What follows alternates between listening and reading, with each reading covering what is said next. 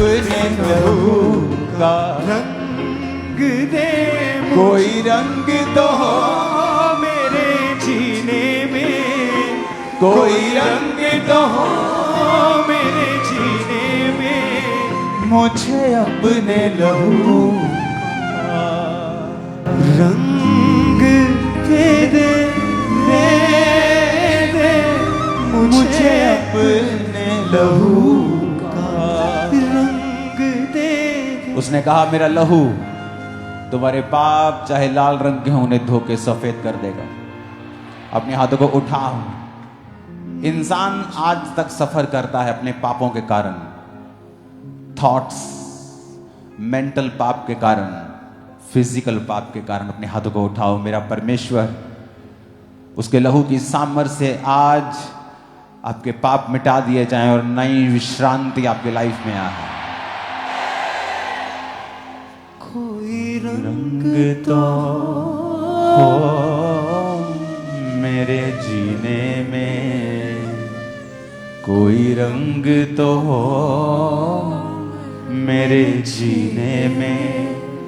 तेरा खून बहे मेरी रग रग में, तेरा खून बहे मेरी रग रग में। तेरा दिल धड़के मेरे सीने में। मुझे अपने हाथों को उठाओ। Thank you Jesus. खुदावन आज तेरा ये वचन इनकी जिंदगी में 100 गुना फलों को लेके आए। प्रभु यीशु मसीह के सामर्थ्य नाम में हम मांगते हैं। भजन संहिता 34 उसकी 18 आयत को हम पढ़ेंगे। आज का मैसेज मैं नहीं जानता आपको परमेश्वर क्यों दे रहा है, बट कुछ है जो परमेश्वर आपको बताना चाहता है आज। यहोवा टूटे मन वालों के समीप रहता है और पिसे हुओं का उद्धार करता है। भजन संहिता 51 उसकी 17 में लिखा है, टूटा मन परमेश्वर के योग्य बलिदान है। हे परमेश्वर, तू टूटे और पिसे हुए मन को तुच्छ नहीं जानता।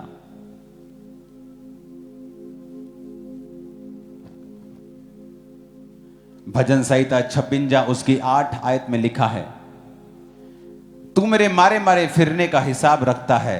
तूने मेरे आंसुओं को अपनी कुप्पी में रख ले, क्या उनकी चर्चा तेरी पुस्तक में नहीं है। भजन संहिता 147 उसकी 3 आयत में लिखा है, वह खेदित मन वालों को चंगा करता है और उनके शोक पर मरहम पट्टी बांधता है। आपको ये पाठ बड़े ध्यान से आज समझना है।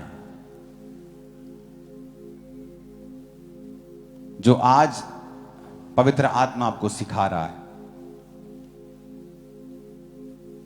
लूका 9 उसकी 12 से 17 आयत में लिखा है, जब दिन ढलने लगा तो बारहों ने आकर उससे कहा कि भीड़ को विदा कर कि चारों ओर के गांवों में और बस्तियों में वो जाके टिकें और भोजन का उपाय करें, क्योंकि यहां वो सुनसान जगह में हैं। यीशु ने उनसे कहा, चेलों को कहा, तुम ही उन्हें खाने को दो। उन्होंने कहा, हमारे पास 5 रोटी और मछलियों को छोड़कर कुछ नहीं, परंतु हां, अगर हम इन लोगों के लिए भोजन मोल लें तो हो सकता है। वे लोग 5000 पुरुष, इसका मतलब 20,000 लोग के करीब वो थे, स्त्रियां और बच्चे मिलाकर। तब उसने अपने चेलों से कहा, उन्हें 50-50 करके पांति पांति लाइन में बिठा दो। उन्होंने ऐसा ही किया और सबको बैठा दिया। तब उसने वो 5 रोटियां और 2 मछलियां ली और स्वर्ग की ओर देखकर धन्यवाद किया, और वो तोड़ तोड़ कर चेलों को देता गया कि लोगों को परोसें।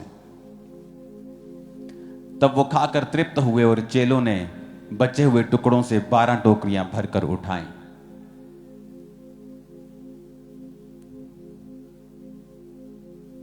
जब आप किसी व्यक्ति को आज देखते हैं मजबूत,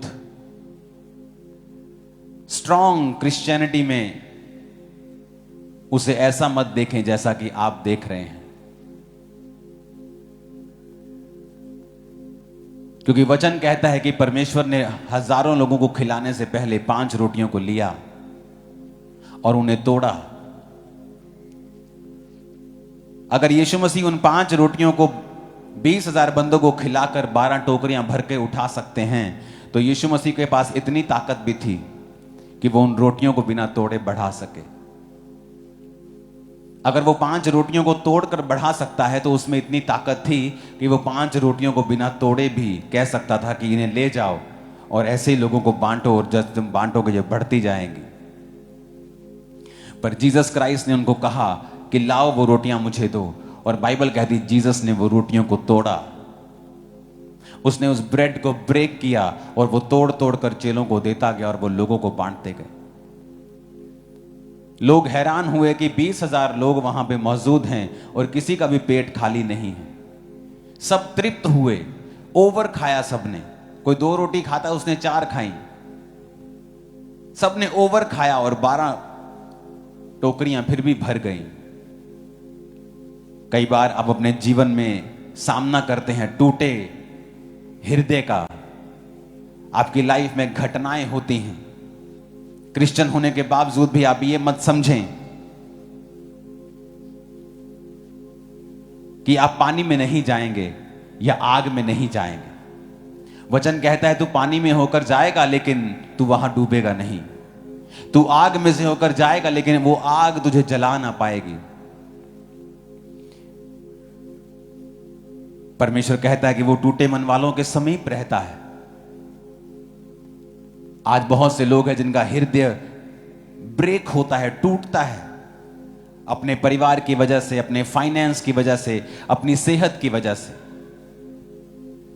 तो अगर आप क्रिश्चियन हैं तो आपको घबराने की जरूरत नहीं है, आपको वरी करने की जरूरत नहीं है, क्योंकि जब वो आपको ब्रेक करता है, जब वो आपको तोड़ता है, वो आपको फैलाता है, और इतना फैलाता है कि आप इमेजिन नहीं कर सकते, आप खुद नहीं फैल सकते। ये परमेश्वर की हॉबी है कि वो टूटे हुए चीजों का इस्तेमाल करता है। जब सैमसंग ने गधे की टूटी हुई हड्डी के साथ 1000 पुरुषों को मारा था, तो ये एक मैसेज था कि परमेश्वर किसी भी टूटी चीज का इस्तेमाल कर सकता है। क्योंकि जब आप टूटते हैं, आप ब्रेक होते हैं, लाइफ आप पर हिट करती है, हार्ड, कुछ जबरदस्त आपकी लाइफ में होता है, तो बाइबल कहती है इसको कोई अनोखी बात मत समझो। क्योंकि तुम्हारे परखे जाने से विश्वास उत्पन्न होता है, धीरज उत्पन्न होता है। धीरज को अपना पूरा काम करने दो ताकि तुम सिद्ध और सिथर हो जाओ और तुम में किसी बात की कोई भी घटी ना रहे। याद रखो, आपको फैलाने से पहले परमेश्वर हो सकता आपको ब्रेक करे। आपको नेक्स्ट लेवल पे लेके जाने से पहले आप परीक्षाओं में से होकर निकलें, क्योंकि ये वाला हिस्सा कोई क्रिश्चियन शेयर करना नहीं चाहता है। जब समय होता है परीक्षाओं का, जब समय आता है कि आपके फेथ को चैलेंज किया जाता है, वो समय होता है प्रार्थनाएं करने का, वो समय होता है परमेश्वर के करीब जाने का, क्योंकि उसके दूर जाने से आपको कोई सोल्यूशन मिलने वाला नहीं है। वचन कहता है वो टूटे मन वालों के समीप रहता है। मन 2 वजह से टूट सकता है। दाऊद का मन टूटा हुआ था पाप के कारण, क्योंकि जब आप पाप करते हैं आपका मन पिस जाता है। जब आप पाप करते हैं आपको रिजेक्शंस आती हैं, आपकी लाइफ में कठिनाइयां आती हैं, आपकी लाइफ में बड़ी मुसीबतें आती हैं। और फिर वो कहता है परमेश्वर तो टूटे और पिसे हुए मन को तुच्छ नहीं जानता, क्योंकि वो रिपेंटेंस के साथ, तौबा के साथ परमेश्वर के सामने आ रहा था कि परमेश्वर मेरे पापों को माफ कर, टूटे हृदय के साथ, रोने वाले हृदय के साथ, कि परमेश्वर मेरे गुनाहों को माफ कर और मुझे फिर से अपनी आत्मा के साथ एक कर। उद्धार का हर्ष मुझे फिर से दे, उदार आत्मा देकर मुझे संभाल। और कई बार परमेश्वर आपको तब भी तोड़ता है जब वो आपको फैलाना चाहता है। आज जो फेथ के जायंट्स आप देखते हैं, जो आप विश्वास के बड़े बड़े हीरो आप देखते हैं, उन्होंने अपने जीवन में टूटे दिलों के साथ वो सालों जिए हैं। दाऊद टूटे हृदय के साथ सालों जिया है। जब एक इतना इंपॉर्टेंट काम उसके घर में हुआ कि परमेश्वर का नबी उनके घर में आया है, आप कैसे भूल सकते हैं अपने बच्चे को? उस देश का एक नबी आपके घर में आया हो और आपने अपने सब बच्चों को बुला लिया हो और आप दाऊद को भूल गए हो, क्योंकि दाऊद एक रिजेक्टेड सन था, एक रिजेक्टेड फैमिली मेंबर था। परमेश्वर जानबूझ के उसके हृदय को तोड़ता था, उसके जानबूझ के हृदय को ब्रेक करता था परमेश्वर शुरू से ही, क्योंकि परमेश्वर टूटे दिलों पर राज्य करता है। परमेश्वर के आज तक जितने भी लोग आप देखेंगे बाइबल में, वो लोग होंगे जिनके हृदय को परमेश्वर ने पहले ब्रेक किया है, जिनके हार्ट को, उनकी लाइफ को ब्रेक किया है, तोड़ा है परमेश्वर ने। कई बार आप बड़े निराश होते हैं जब आपकी फैमिली, आपकी माता पिता या कोई आपका भाई आपसे प्यार नहीं करता। आप निराश होते हैं कोई जब आपको रिजेक्ट करता है, लेकिन आप भूल जाते हैं कि अगर परमेश्वर की योजना आपकी लाइफ में भारी है तो ऐसा होगा। आप रिजेक्ट किए जाएंगे, आप तिरस्कार किए जाएंगे, आपका मन तोड़ा जाएगा, क्योंकि परमेश्वर टूटे दिलों के ऊपर राज्य करता है। और आप देखेंगे क्या होगा।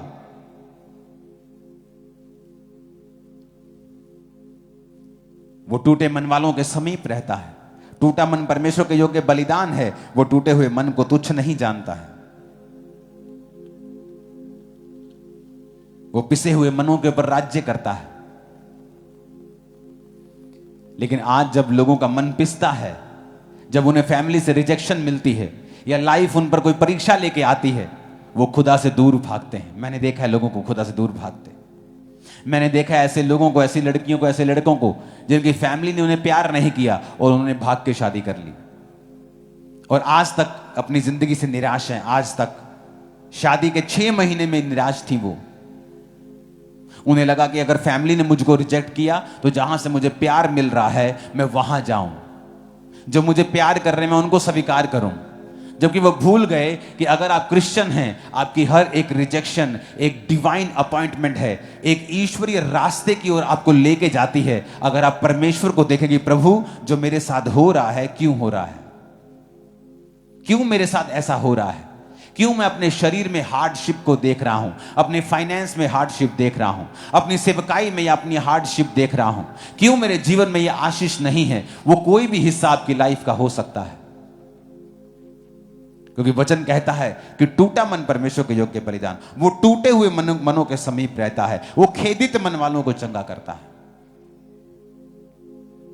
वो समय होता है आपको दिखाने का कि परमेश्वर मैं ब्रेक हूं, मैं टूटा हुआ हूं, लेकिन मैं तेरे पास आता हूं। आप प्रार्थनाएं करते हैं, आप फास्टिंग करते हैं, आप परमेश्वर की ओर देखते हैं, ना कि अपने हृदय को सांसारिक रूप से आनंदित करने का प्रयत्न करते हैं। क्योंकि सांसारिक रूप से जो आपको रिलीफ मिलेगा वो थोड़े समय का होगा, वो टेम्परेरी होगा, बल्कि बाद में मुसीबत और बढ़ जाएगी। अगर किसी को पेन है, उसकी बॉडी में कैंसर का फोड़ा है और वो शराब पी ले, कुछ देर के लिए उसकी पेन चली जाती है, लेकिन उस शराब का असर आपके लीवर पर होगा, आपकी बॉडी के ऊपर होगा और आप और बीमार होंगे। उसी तरह से वो लोग हैं जब हृदय टूटता है, जब निराशा अटैक करती है, वो सांसारिक दृष्टि से, सांसारिक रूप से उसको रिलैक्स करने का प्रयत्न करते हैं। कोई घंटों टीवी देखता है, कोई घूमने चला जाता है, ठीक है, लेकिन पाप करते हैं, रॉन्ग है। बेस्ट है प्रेयर करना, बेस्ट है परमेश्वर के करीब जाना, बाइबल पढ़ना, परमेश्वर को पूछना, परमेश्वर मैं इन चीजों से क्यों गुजर रहा हूं, तेरी मर्जी मेरे जीवन में क्या है। दाऊद एक टूटा हृदय वाला व्यक्ति था। फैमिली भूल गई इतना इंपॉर्टेंट फंक्शन, कहते दाऊद तो भूल गए, हम आजा दाऊद को बुला के लेके आते हैं। दाऊद के बाकी भाई उससे प्यार नहीं करते थे, उसके साथ इमोशनली अटैच भी नहीं थे। जब गोलियत के साथ वो लड़ने के लिए जा रहे थे तो गोलियत, दाऊद उनके पास कुछ खाने की वस्तुएं लेके गया था, तो उनके भाई उसको डांट रहे थे कि तू हमारा तमाशा देखने के लिए यहां पे आया है। कई बार आपकी लाइफ में ऐसी चीजें होती हैं, आप दुखी होते हैं, आप निराश होते हैं, सडनली आपका करीब कोई व्यक्ति आपको हिट करता है, आपको इमोशनली, फिजिकली, वो समय होता है परमेश्वर के करीब जाने का। अगर हन्ना को उसकी सौतन कभी ना चिढ़ाती तो हन्ना सारी उम्र बांझ रहती। अगर वो उससे प्यार करती, हन्ना कोई बात नहीं, मेरे पुत्र भी तेरे पुत्र ने, आ ले जा एक मेरा मुंडा खड़ा आया कर सारा दिन, हन्ना उसी में खुश रहती कि मैं अपनी सौतन के बच्चे को खिला रही हूं, कोई बात नहीं, परमेश्वर मुझे भी एक दिन दे देगा। लेकिन उस चिड़ाहट ने जो उसकी सौतन ने उसको दी, हन्ना को प्रवोक किया कि वो परमेश्वर के करीब जाए। कई बार लोगों का चिढ़ाना, कुड़ाना, विरोध करना, यह निशानी नहीं है कि परमेश्वर आपके संग नहीं, बल्कि निशानी है कि वो आपके डबल संग है, ज्यादा आपसे प्यार करता है। वो चाहता है, आपको हिला रहा है, वो शेक कर रहा है आपको, वो आपको हिला रहा है कि मेरी ओर देख, मेरी ओर आ। वो उसको चिढ़ाती थी और वो दुखी होती थी, और एक दिन उसने फैसला किया वो जाकर प्रार्थना करेगी। लेकिन आप घबराते हैं जब लोग आपको रिजेक्ट ना करें, लोग आपको प्यार नहीं करते। घबराना नहीं है, जीसस की हॉबी है, वो टूटी चीजों को इस्तेमाल करता है। अगर आपका हृदय ब्रेक है, आपकी लाइफ टूटी हुई है, तो याद रखो आपको बढ़ाने से पहले वो आपको तोड़ता है। उस समय आपको कुछ भी अच्छा नहीं लगता, उस समय आपका मन भारी रहता है, लेकिन वो समय होता है जब परमेश्वर आपको सिखाता है। आज जो मसा मेरी लाइफ पर है, ये अब की मेहनत नहीं है, ये वो मेहनत थी जिन दिनों में मैं कंफ्यूज था, जिन दिनों में मुझे लगता था कि मैं जीऊंगा या नहीं जीऊंगा। मसीह में आने के बाद भी सुसाइड करने का मन करता था। फास्टिंग, प्रेयर एवरी डे, रोज काउंसलिंग करना लोगों की। आज तो ये टीम वाले भागते हैं काउंसलिंग से, सारा दिन थकते हैं। एवरी डे काउंसलिंग करता था मैं लोगों की, एवरी डे, एक एक बंदे की एक एक घंटा। उस काउंसलिंग से जो आज मसा मेरी लाइफ में बोलने का मसा है, उस काउंसलिंग से आया है। जो अनॉइंटिंग है उन दिनों में आई है जब मैं निराश था, जब फास्टिंग कर रहा था, अपनी हीलिंग के लिए परमेश्वर में गिड़गिड़ा रहा था, रोज खुदावंद के साथ रोता था, बैठता था, लड़ता था, सीखता था। वो मुझे तोड़ रहा था, मुझे ब्रेक कर रहा था।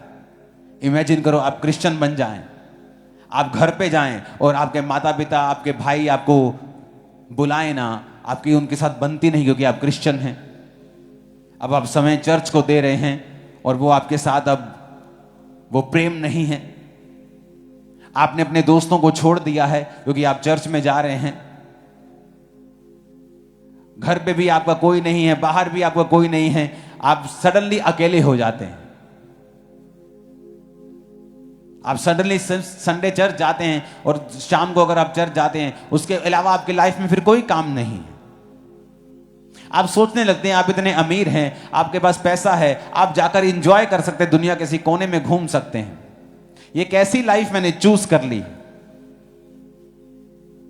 आप इमोशनली ड्रेन होने लगते हैं, लेकिन वो बेस्ट समय होता है, परमेश्वर आपको बनाता है। जब वो आपको ब्रेक कर रहा होता है, तोड़ रहा होता है, वो राइट टाइम होता है, वो आपको बढ़ा रहा होता है, वो आपको मल्टीप्लाई कर रहा होता है, एक्सपेंड कर रहा होता है, दूसरों को आशीषित करने के लिए आपको तैयार कर रहा होता है। जब वो आपको तोड़े, दुखी मत होना। उस समय आपको डिस्कंफर्ट लग सकता है, आपको असहज महसूस हो सकता है। उस समय वो होता है, आप वेस्ट कर सकते हैं, वो टाइम वेस्ट कर सकते हैं, दुनिया में, पाप में यूज कर सकते हैं। खुदावंद की प्रेजेंस में जाकर, उसकी हुजूरी में जाकर प्रार्थना करके कि इस समय को मुझे इस्तेमाल करना है। यह आपके ऊपर है, आप क्या करते हैं। आप उसे वेस्ट करना चाहते हैं या आप उस टाइम को सही इस्तेमाल करना चाहते हैं। वो टूटे दिलों से प्यार करता है, टूटे दिलों को तुच्छ नहीं जानता। जिनके हृदय ब्रेक होते हैं, अंदर से टूट चुके, पिसे हुए होते हैं, आपको लगता है कि आप बहुत ही आम, बहुत ही पिसे हुए इंसान हैं। वो पिसे हुओं को जितना इस्तेमाल करता है नॉर्मल को नहीं करता। दाऊद पिसा हुआ था। मूसा उस 40 साल में पिसा राजकुमार होकर भेड़े बकरियां चराई, जंगलों में रहा, पहाड़ों में रहा। अब्राहम पिसा, अमीर होने के बावजूद अपने देश को छोड़ा और परदेसी होकर रहा। आप देख लो बाइबल के सभी हीरो। पौलुस एक अच्छी संस्था का मेंबर था, पॉलिटिकल संस्था, धार्मिक संस्था का मेंबर था।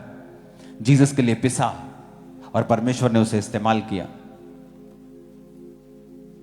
मैथ्यू एक टैक्स कलेक्टर था, अच्छा पैसा था, पर जीसस के लिए पिसा और इस्तेमाल हुआ। अपनी लाइफ के उस समय को जाया ना करें। जब परमेश्वर आपको ब्रेक कर रहा है, वो आपको तोड़ रहा है, उसकी प्रेजेंस में बैठें, पूछें उससे कि आप क्या करें। वो आपको इतना आशीषित करने वाला है, आपने सोचा नहीं होगा, सोचा भी नहीं होगा।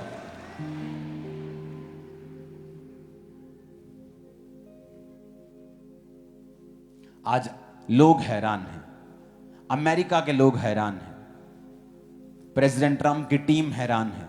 जब उनको मैं भेजता हूं क्रूसेड्स पे, वो पूछते हैं कितने लोग हैं ये। आई डोंट नो, मुझे इतना पता है किलोमीटर के हिसाब से लगता है। आधा किलोमीटर लगा दो, पौना किलोमीटर लगा दो, किलोमीटरों के हिसाब से पंडाल लगने लगा है। अब कहते वाह,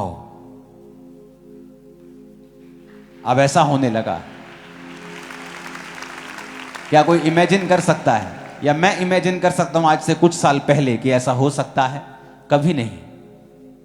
जब मैं टूट रहा था, जब ब्रेक हो रहा था, जब लाइफ का मालूम नहीं था, रिजेक्शन थी, कोई प्रेम नहीं था, कलेश मॉर्निंग, कलेश दोपहर, कलेश रात, कितने साल मैं कलेश में रहा हूं मुझे मालूम है। पहले जब मैं शराब पीता था, नशे करता था, कोई कलेश नहीं था।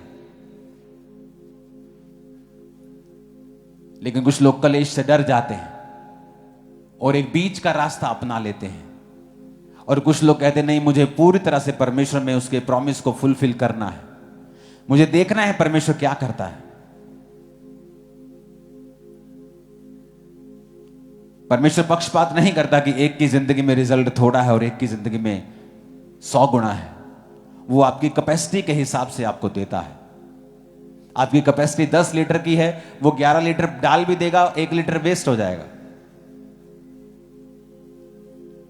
अगर परमेश्वर की आपकी कैपेसिटी प्रभु ने आपको 2500 लोगों को दी है, अगर 3000 लोग भी आपकी चर्च में आ जाएंगे, धीरे धीरे 500 हट जाएंगे आपकी चर्च से। मोस्टली पास्टर्स बोलते हैं आके कि मेरी चर्च में 70 लोग आते हैं, बड़ी मीटिंग में 100 आते हैं, लेकिन धीरे धीरे वो 70 ही पहुंच जाते हैं, 70 से ऊपर नहीं होते। कोई बोलता है 2000 से ऊपर मैं बढ़ नहीं पा रहा हूं, कोई बोलता है 5000 से ऊपर नहीं गैदरिंग जा रही। इस मेंटरशिप मीटिंग में बात करने वाला हूं उस बैरियर को कैसे ब्रेक करना है और कैसे आगे बढ़ना है। और नहीं पता लोगों को क्या करना है, नहीं पता लोगों को क्या करना है। एक वीडियो बनी है, देखेंगे उसको।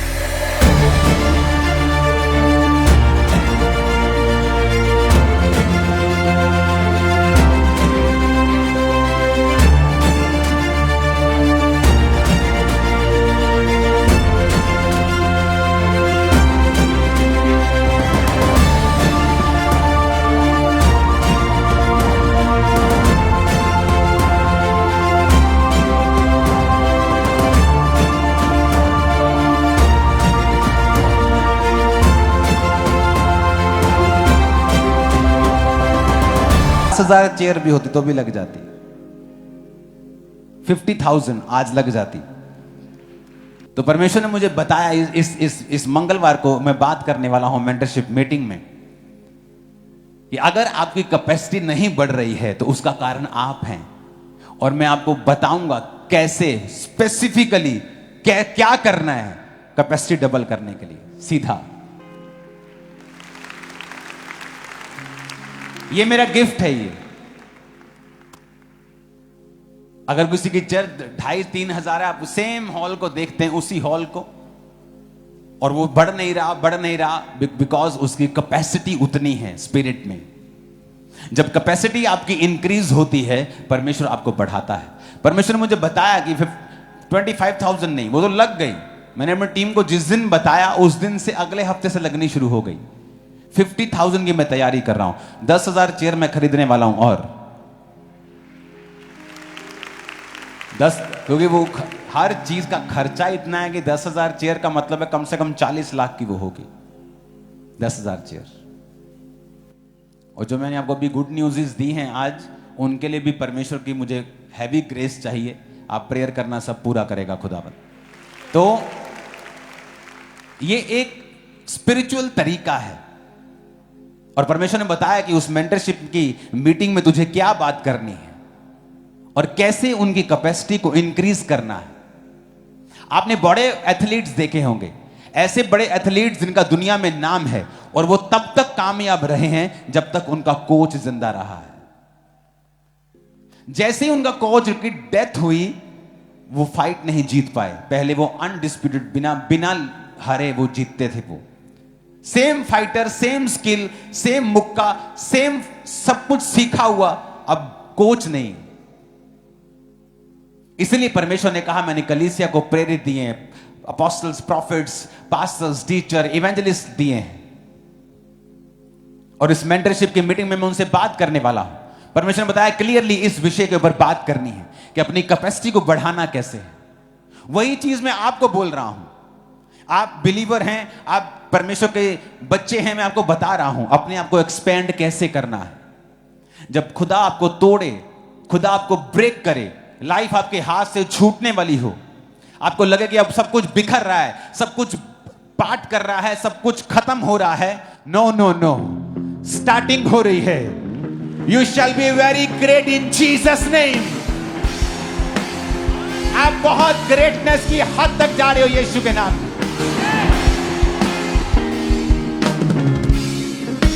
वो आपको तैयार कर रहा है, वो आपको प्रिपेयर कर रहा है। आप नहीं जानते, आप फ्यूचर नहीं जानते, फ्यूचर में क्या होने वाला है, क्या होगा आप नहीं जानते हैं, क्या क्या परमेश्वर कर रहा है आपने आज नहीं जानते हैं, लेकिन कल आप जान जाएंगे जब आप देखेंगे परमेश्वर को कि वो उसने आपकी लाइफ में ये क्यों किया था, आपकी लाइफ में जो हो रहा था वो क्यों हो रहा था। अड़े रहो, खड़े रहो, स्ट्रांग रहो परमेश्वर में, उसको काम करने का मौका दो। दाऊद की जिंदगी में कुछ साल लगे, अगर वो 14-15 साल का अभिषेक हुआ था तो लगे परमेश्वर को 14-15 साल और उसको उस कुर्सी तक लेके जाने के लिए। अगर यूसुफ टीन एज से खुदा के साथ था तो उसको लगे 17-18 साल उसको प्रधानमंत्री की कुर्सी तक लेके जाने के लिए। खुदा कोई जादू टोने करने वाला टोटका नहीं मारता है कि अगले ही दिन आप राजा बन जाएंगे। वो आपको तैयार करता है, वो स्वेलिंग नहीं देता। सूजता है आदमी एक दिन में इतना बड़ा, 3 फुट से 4 फुट सूज के ही हो सकता है अगले दिन, ग्रोथ से नहीं हो सकता। ग्रोथ आप इंच बाय इंच करते हैं। तो मौका दो परमेश्वर को, वफादार रहो, बने रहो, खड़े रहो, निराशाओं में खुदा के साथ अपनी वफादारी को प्रूफ करो। हालेलुया। और मेरा बिलीव है वो आपको नेक्स्ट लेवल पे लेके जाएगा।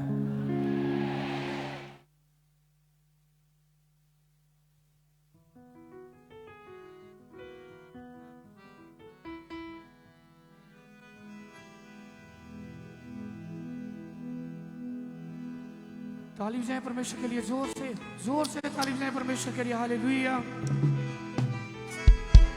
भंवर के बीच में तू कहता है थम जा, तू मेरी ताकत है, तू ही मेरा ईमान।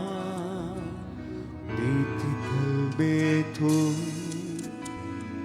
साथ मेरे था, आज भी मेरे साथ है खड़ा, और आने वाले कल में भी होगा। भंवर के बीच